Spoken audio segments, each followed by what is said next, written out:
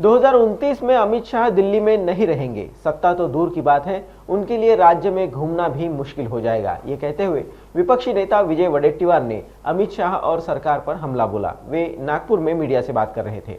इथलं तर स्वप्न पाहणं दूरच आहे।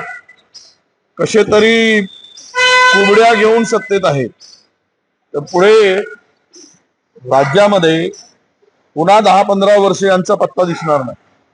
एवढी महाराष्ट्रातली जनता यांना वैतागली आहे। घोटाळ्यावर घोटाळे ही सरकार करत आहे। महाराष्ट्र विकण्याचं काम केलेलं आहे।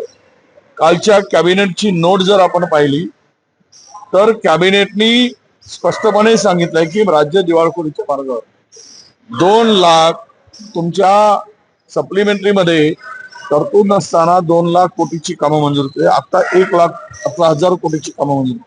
महाराष्ट्र विकलाय तुम्ही, महाराष्ट्राला बर्बाद केलाय, उद्ध्वस्त केलाय, कर्जबाजारी केलाय, महाराष्ट्राची अस्मिता गुजरातच्या चरणी घाण ठेवली।